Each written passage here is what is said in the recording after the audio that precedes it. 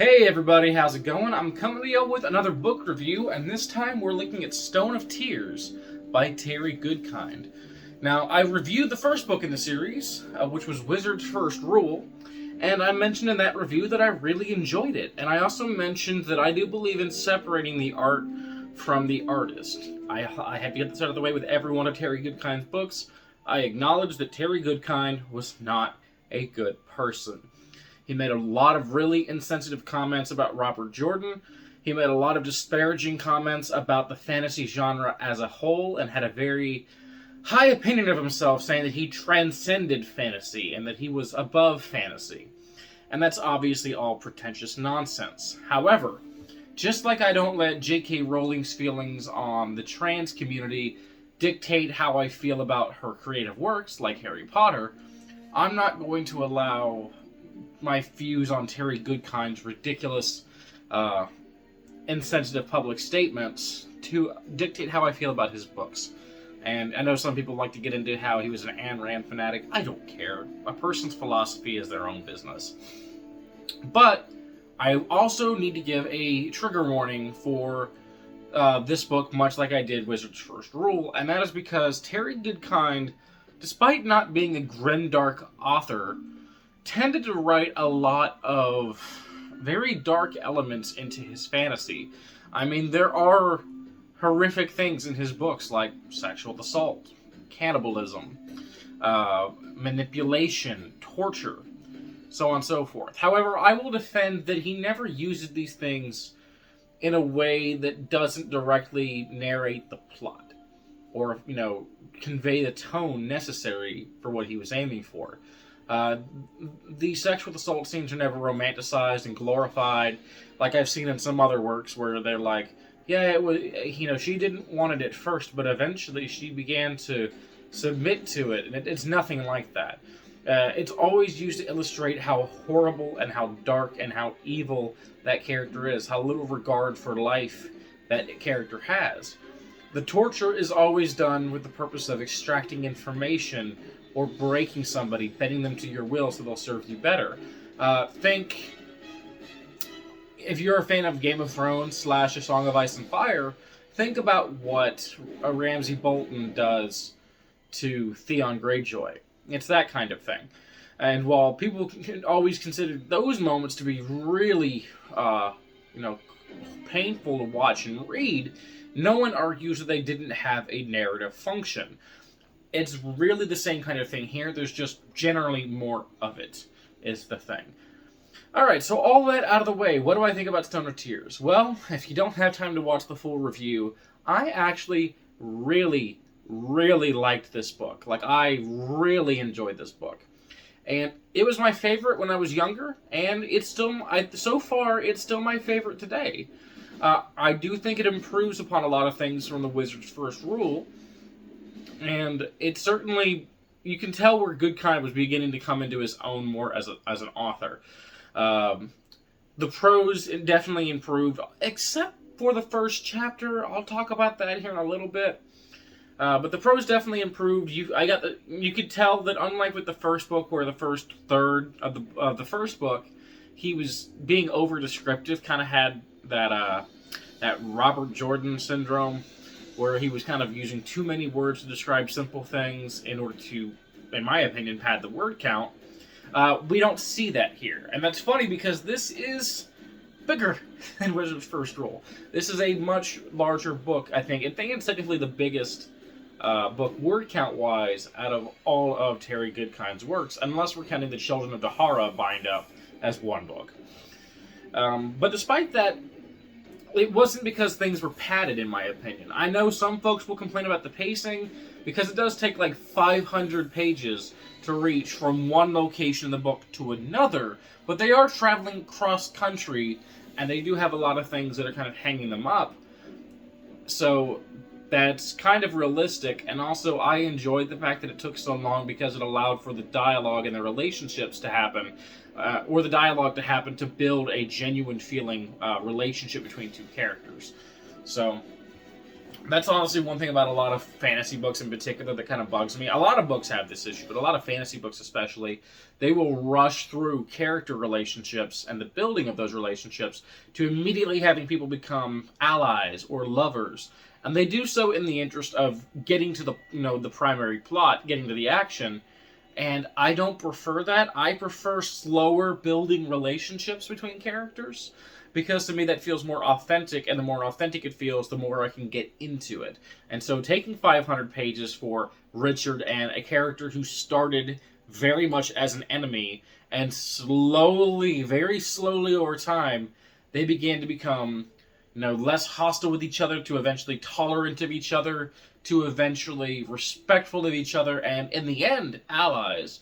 And because it took so long to reach that point, it felt very genuine to me. And I really enjoyed that. The action of this book really is secondary to the character relationships, which is something that I know Terry Goodkind wanted to go for. He always talked about how he was writing real human interactions. So I think he did a very good job there. The prose of the first chapter, however, I have to address and criticize, because it felt so much less polished than every chapter after it, that it was a little jarring, a little disjointing, and I couldn't help but feel like Goodkind forgot to go back and edit the first chapter of this book. It feels noticeably rougher than the entire rest of the book. So I don't know if he just skipped editing the first chapter, or if he did go back to look at it and for some reason genuinely thought, yeah, that looks good. But I wasn't a fan of the prose in the very first chapter of the book. So keep that in mind. You've got to push through that to get to where, things smooth out and begin feeling more like a professional work of fiction. The plot of this book picks up directly after Wizard's First Rule, and much like Wizard's First Rule, is a self-contained story. What I mean by that is, with Wizard's First Rule, if you read it, you got an entire story arc. You could have left it there and been satisfied and never felt the need to read any more if you didn't want to. Goodkind's works are generally like that. They're all standalone novels taking place within the same world, and in this case, the Sword of Truth series, an 11-book-long series, they do have events that, come after the other, and I would recommend reading them in order to get the best context of everything. But you only need a loose understanding of Wizard's First Rule to read Stone of Tears, because they do kind of talk about what happened in the first book in case someone started with this book. So basically, Darkenroll has been defeated. We're left with this tear in the veil that was mentioned or hinted at the end of Wizard's First Rule, and now we have to address it. And from that tear in the veil, horrible, monstrous, nightmarish creatures from the underworld come through that are incredibly difficult to slay. As you would expect, an underworld being would be very difficult for a mortal to slay. And our characters have to find a way to deal with these things, okay? They're called Screelings. And you can't simply hack at them to kill them. You have to hack them to pieces, and they're very fast, and they're very tough, and they're very resilient. And you can't even just use magic to kill them, because most magic in the world is additive magic, and creatures of the underworld are beings of subtractive magic, meaning that additive magic has little to no effect against them. So Zed can't even just use his wizard's fire to burn these things away. So it really took a lot of team effort to deal with even a single one of these creatures, and that did a good job to let everyone know, okay, the underworld's veil is torn. Hundreds of these, thousands of these, could eventually pour into the world of the living, and they weren't even the worst things that live in the underworld. So it immediately creates this sense of urgency that we have to fix this problem. And it's interesting because each one of the books tends to focus on a different wizard's rule. This could have very easily been called Wizard's Second Rule, because the Wizard's Second Rule is a very important part of this story. With the Wizard's First Rule, it was that people will believe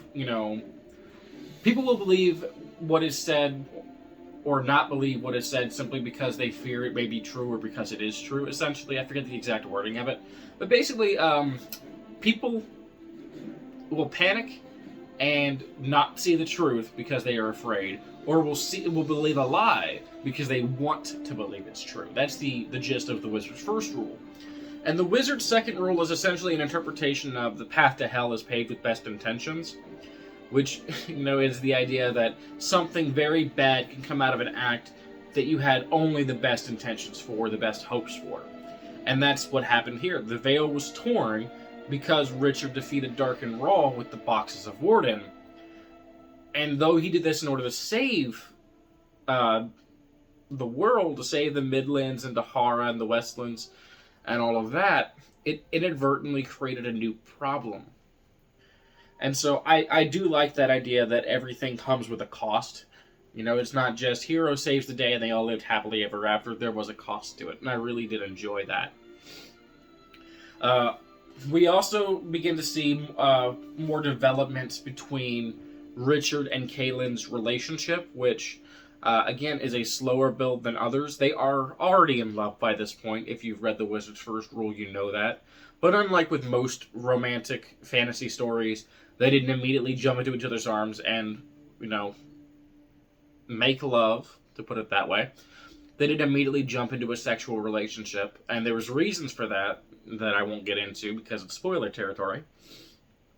But we have that same sense of romantic tension between the characters, even though they're now very open with how they feel about each other. And they're apart for the majority of this book, which both is a plot-driving device, but also a bit of a detriment to the book. And what I mean by that is that Kaylin, who in my Wizard's First Rule review, I mentioned I actually liked the Legend of the Seeker version of Kaylin from the TV series a bit better than the Sword of Truth interpretation, the original version of her, because they made her more of an independent badass who, yes, fell in love with Richard, but wasn't pining over him every moment of every day, or useless without him. When they were apart, of course she wanted to be with them, as anyone would with the person they loved, but it wasn't occupying her every single waking thought and affecting her judgment. Unfortunately, it's kind of that way in this book.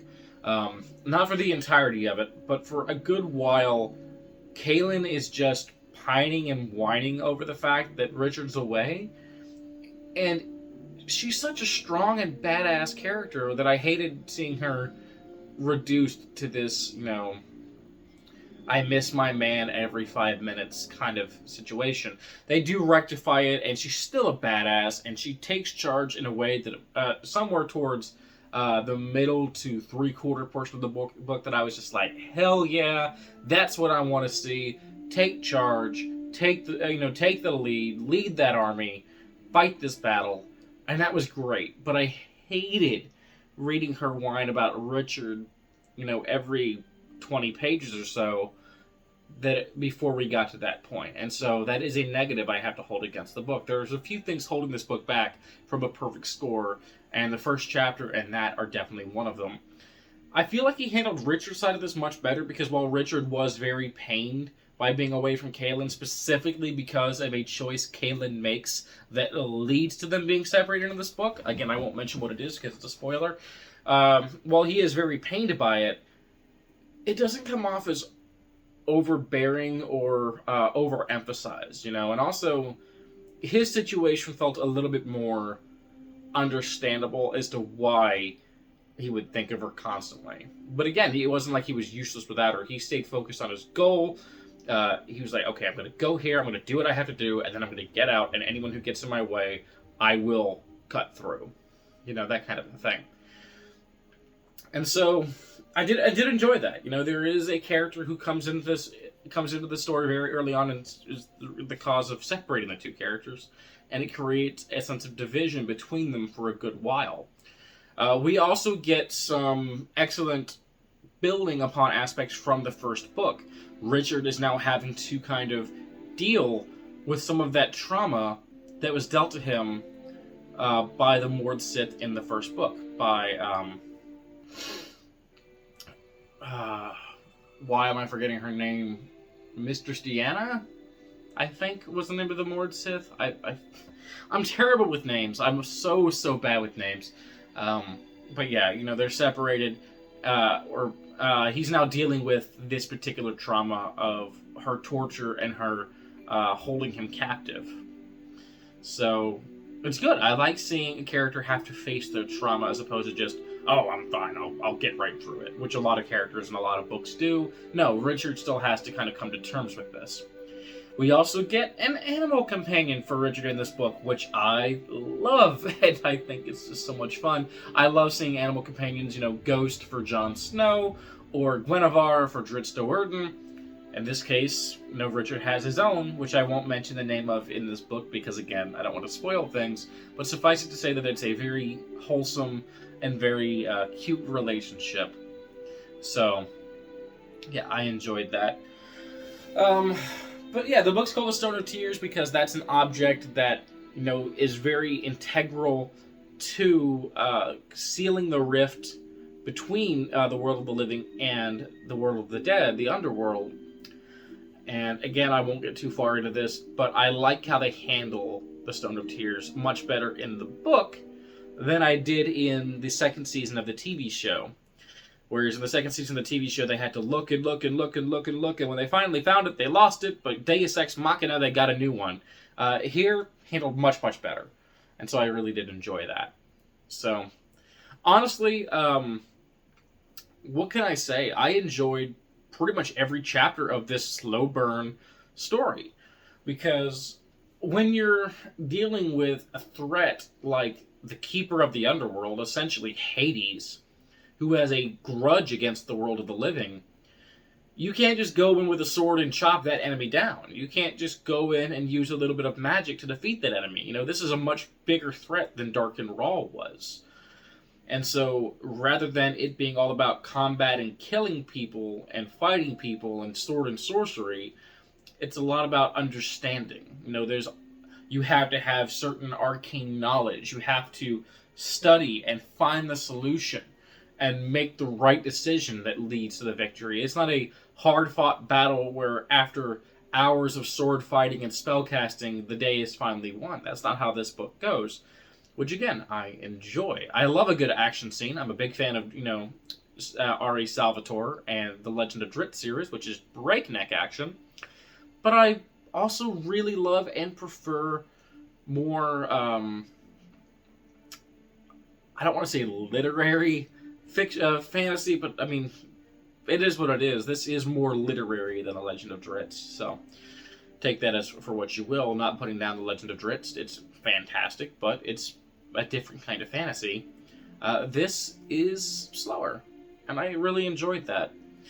I feel like I'm rambling on at this point, and I should probably end the review here, but what I will say is if you enjoyed Wizard's First Rule and you want more, Stone of Tears is an improvement on that book, with the only things I can really hold against it being Kaylin's pining over Richard, which some of you may not even mind, and the first chapter feeling kind of rough, honestly. Other than that, I loved everything about this book, and it gets a 4.5 out of 5 from me. I thought it was a really nice development on Terry Goodkind's world and his story. So, I hope you enjoyed this video. I hope you enjoy the rest of your day, and until next time, I will see you later. Peace, and take care.